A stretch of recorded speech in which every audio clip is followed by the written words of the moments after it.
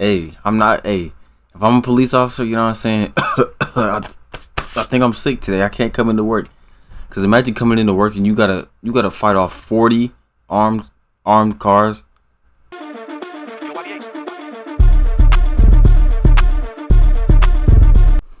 What's good, YouTube? Adrian the Kid, and I'm lit. We back in this bit, man.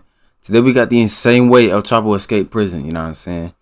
This video is brought to you by the Infographic Show. You know what I'm saying? Now look, man. I've heard.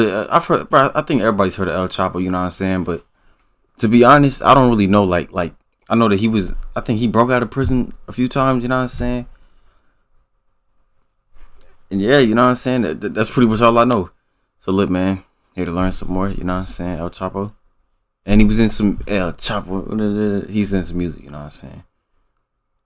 But look, man, let's get straight to it. Let's see what they're talking about. Get it. Men freeze in place, holding pickaxes and shovels at the ready inside a well-lit tunnel under the Mexican countryside. They can hear the vibrations of a vehicle above them and, wary of making any noise that might give them away, hold their work as the prison patrol passes overhead. 30 feet below the prison's main yard, there's little chance of being discovered. But after several months of secret tunneling, they can't take any chances, especially when they are so close to their goal. The prison cell of Mexico's most famous drug kingpin, Joaquin El Chapo Guzman. Wow. For months, they've tunneled through solid rock with nothing more than pickaxes and shovels, moving as fast as they can with their limited equipment, but with great caution.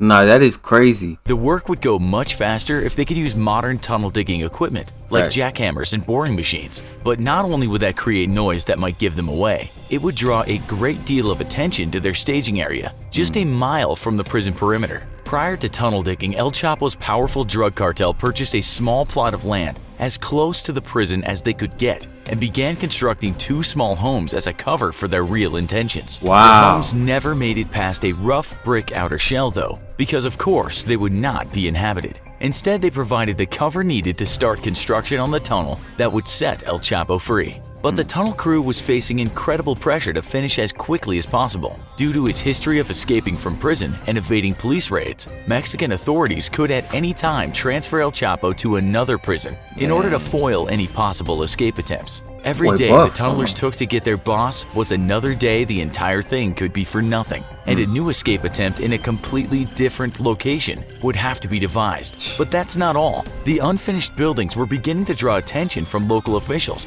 and curious villagers alike. Why would someone start construction on an empty piece of land and then suddenly stop with only a shell of a home built? Time was running out and pressure was mounting. My bad for pausing, but look, that's kind of crazy, you know what I'm saying? Because this dude could have got moved, you know what I'm saying? I think he said any day.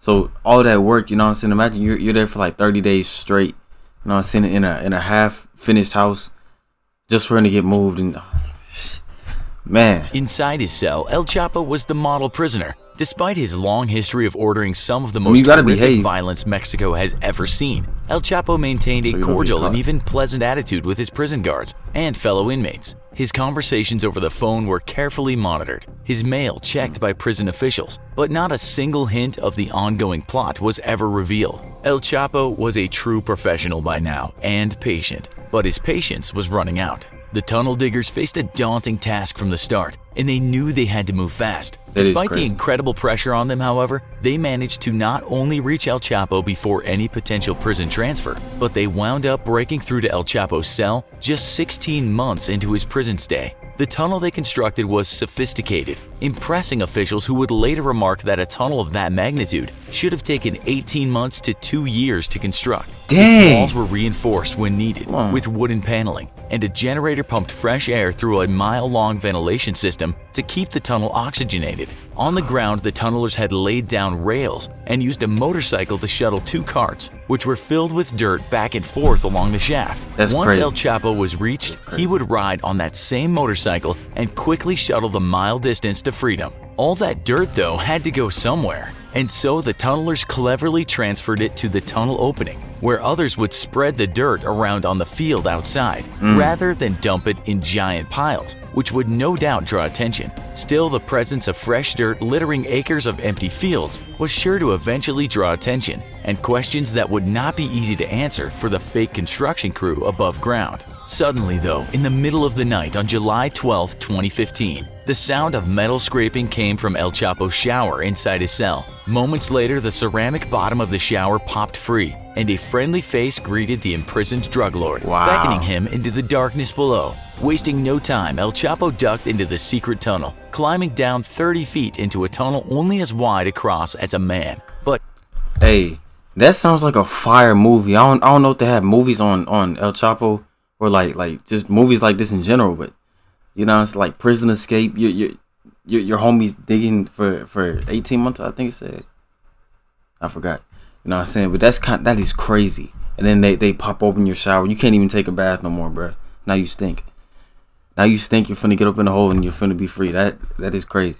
But just tall enough for El Chapo to stand upright. Often derided for his short stature by his enemies, the tunnel diggers had made sure that the tunnel was just tall enough so the boss wouldn't have to hunch as he walked along it. A classy prison escape if we've ever heard of one. Very a few feet into the mouth of the tunnel, El Chapo boarded a small motorcycle which had been affixed to metal tracks. The carts full of dirt that had pushed along for months now were gone. And just moments after leaving his cell, El Chapo was cruising along the well-lit tunnel like a kid on an amusement park ride. 2 minutes later, El Chapo ended his joyride by climbing up wooden steps and popping up into the empty shell of a home his crew had been secretly working from for a year and a half. Changing into clean clothes, El Chapo then climbed onto a truck and whisked away into the dark of the night, leaving behind an incredible mile-long secret tunnel and completely frustrated prison system and Mexican government both. El Chapo would be caught again just months after his escape, after his newest safe house was given away weeks before his arrival by careless gunmen who were spotted by locals. Responding to reports of heavily armed men,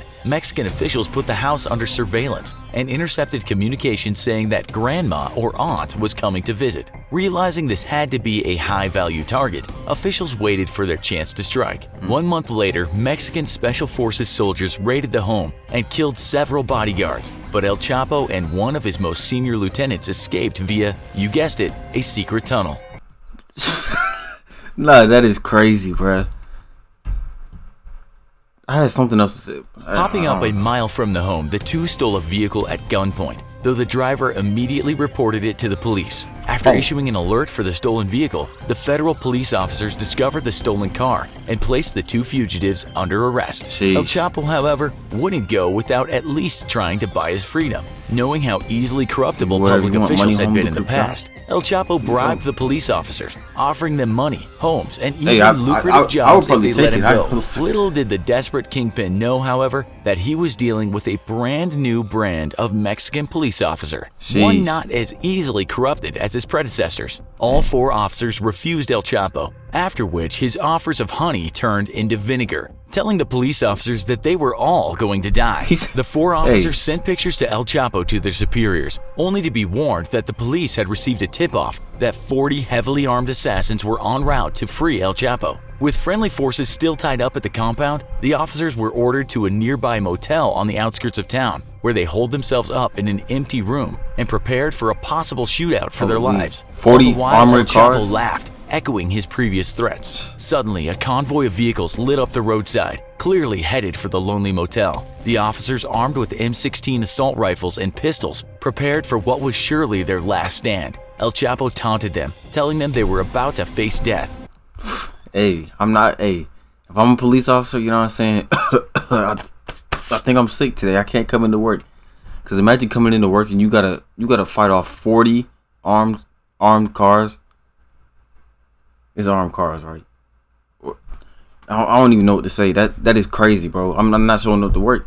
I got diarrhea, you know what I'm saying? I couldn't get off my toilet. And after them, their families. Gotta come up with something. Yet the officers held their ground, ready to die for duty's sake if need be. As the vehicles began to turn into the parking lot, however, El Chapo's taunts died in his throat. Once the glare of the headlights faded, the barricaded officers could see military trucks full of Mexican Marines rushing to take up defensive positions around the motel. Minutes later, a thoroughly defeated and dejected-looking El Chapo was dragged into an SUV and rushed off to an airfield. El Chapo would not escape from Mexican prison again, and 2 years later, any hope of ever escaping again would be extinguished as Mexico approved an extradition request to the United States. Safely in U.S. custody, El Chapo faces life in prison, and though he may have been one of the deadliest men in Mexico's history, the drug kingpin would ultimately be remembered as nothing more than a sobbing mess as he begged U.S. justice officials for leniency, which they would not grant. If you made it all the way to the end, we suggest you check out our other video, man. The Most Insane Ways Men Escaped from Prison. See you tomorrow. Whoa. Alright, y'all, that's gonna wrap it up, man, for this video, you know what I'm saying? I just finished looking it up. It said El Chapo is it said he's in Brooklyn doing like lockdown for life, you know what I'm saying? So hey, man, hasn't he broken out of prison multiple times? Like, I don't know, it just says insane way that he broke out. It doesn't say the way, so you know. But look, man, that was a crazy story, you know what I'm saying? I've heard the name, you know what I'm saying, El Chapo mentioned in music, mentioned all over the place. I've heard of him. Never really heard, like, you know what I'm saying, like about like him going to prison and what for. You know what I'm saying? That's gonna wrap it up, man. Hope y'all enjoyed, man. If y'all did, leave a like, comment, subscribe, and follow my